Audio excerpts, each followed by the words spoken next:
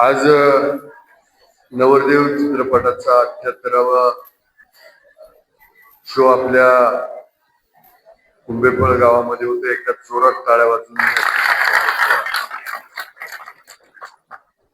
निरंजन देशमुख लिखित दिग्दर्शित आणि स्वतः नायकाची जी भूमिका केली आहे तो नवरदेव चित्रपट आणि त्या निमित्तानं आज आपल्या गावची सुकन्या आदरणीय महाराष्ट्राचं गौरव समाजाचं नेतृत्व अशोकरावजी पांडे यांची सुकन्या गायत्री आणि त्याचबरोबर एक हरहुन्नरी कलाकार यांनी काही चित्रपटांमध्ये आणि मालिकांमध्ये काम केले ते आदरणीय रवींद्रजी नवले या दोघांचा सत्कार आपल्या इथं आपल्या सर्वांच्या उपस्थितीमध्ये झाला. खर तर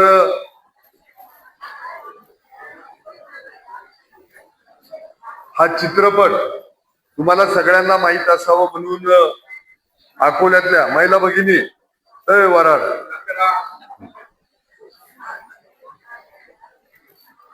शारदा मावशी मला वाटतं वराडाची पाठीची धनी आहे ना आणि सरपंचताई कलवरी आहे ना.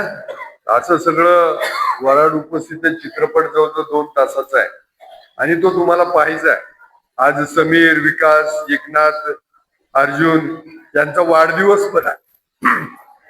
या चौघांना पण वाढदिवसाच्या खूप साऱ्या टाळ्या वाजून शुभेच्छा. तिघांचा आहे, त्या तिघांचा वाढदिवस आहे आणि योगायोग आहे की त्या दिवशी हा नवरदेव चित्रपट त्याचा 78वा शो होतोय. या निमित्तानं राष्ट्रवादीचे युवा तालुका अध्यक्ष अक्षय जाबाळे उपस्थित आहे. मार्केट कमिटीचे संचालक ईश्वरजी वागचौरे उपस्थित आहेत. रावसाहेब कोटकर सर, महिपाल देशमुख सर, देशमुख सरपंच उंच कडक, त्याचबरोबर आमचे अशोकराव आणि त्यांच्या पत्नी उपस्थित आहे. कन्या खर तर येणार होती परंतु डॉक्टरांनी प्रवास करायला नाही सांगितल्यामुळे ती येऊ शकली नाही. पण तिच्या भावना घेऊन तिचे आई वडील इथं उपस्थित आहेत आणि मगाशी अशोकरावनं सांगितलं की माझ्यापेक्षा पत्नीचं योगदान जास्त आहे की त्या शूटिंगच्या दरम्यान त्या स्वतः तिला घेऊन जायच्या. पहिली गोष्ट आई वडिलांनी पिक्चर करण्यासाठी अनुमती दिली हीच खूप मोठी गोष्ट आहे. त्याचबरोबर नवनाथ नारायण कोटकर, भास्कर गंगाधर कोटकर, माजी उपसरपंच, मुख्याध्यापक गिरी सर, दिलीप कोटकर, शिर्के, अमोलजी शिर्के, अकोले आणि संगमनेर टाइम्सचे खरं तर अकोले टाइम्सचेच संपादक अमोलजी शिर्के हे पण आवर्जून उपस्थित आहे. त्यांची टीम उपस्थित आहे. त्याचबरोबर सुरेशजी नवले शेतकरी पुत्र, नवनाथ पांडे, त्याचबरोबर वैजंता कोटकर उपसरपंच, त्याचबरोबर शारदाबाई शिंगाडे, रेखा कोटकर माजी उपसरपंच, विलास कोटकर, योगेश कोटकर, अण्णासाहेब कोटकर सर, त्याचबरोबर मोहन पांडे पत्रकार, त्याचबरोबर लखपती कोटकर आणि त्यांचे चिरंजीव हे सगळे उपस्थित आहेत. आता ज्यांची नावं राहिली ते येणाऱ्यांना लिहून दिले नाही त्यामुळे ती काही मी काही घेऊ शकत नाही. पण तुम्ही सगळे माझ्या हृदयात आहात. आज नवरदेव हा चित्रपट प्रदर्शित होते जवळजवळ 1 वर्षापूर्वी मी आणि काही मान्यवरांच्या उपस्थितीमध्ये अगस्ती थिएटर मध्ये अकोल्याला हा चित्रपट प्रदर्शित झाला. त्याचे 77-78 शो झाले. खर तर याच्यामध्ये सगळे स्थानिक कलाकार आहे. मला वाटतं एक नायिका सोडली तर सगळे कलाकार इथले आहेत आणि या निमित्तानं नाना रसाळची मला मुद्दाम आठवण झाली की माझ्या मित्रा या चित्रपटामध्ये त्यानं पण चांगलं काम केलं होतं. मधल्या काळात शुगरमुळे त्याचा 1 वर्षापूर्वी त्याचं निधन झालं.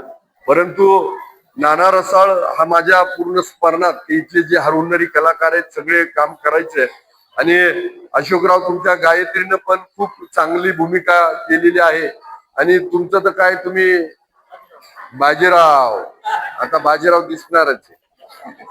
आढावा खोऱ्यातला बाजीराव नाही, चित्रपटातला बाजीराव. तर असं जास्त तुमचा वेळ घेत नाही परंतु त्यातून जे काही संदेश दिलेला आहे त्यातून जो संदेश दिला ह्या चित्रपटानं की शेतकऱ्याच्या मुलाला मुली दिल्या जात नाही, नाकारलं जातं. मुलं 40-40 वर्षाची झाली पण त्यांची लग्न होत नाही आणि शेतकऱ्यांना पिकवलं नाही तर खायला मात्र काही भेटत नाही अशी अवस्था आहे. असं या चित्रपटाचं जे कथानक आहे ते खूप सुंदर आहे. नीट पहा, भावनिक व्हा, भविष्याच्या काळामध्ये असा विचार करा की आपण जर शेती करतो तर शेती काही वाईट नाहीये. त्यामुळं नोकरदार नवरा भेटला तर चांगलीच गोष्ट, पण नाही भेटला तर चांगल्या शेतकऱ्याला द्या. फक्त काय की मुलगी देताना नवरदेव निर्व्यसनी असला पाहिजे. मुलगी देताना नवरदेव फालतू नसला पाहिजे.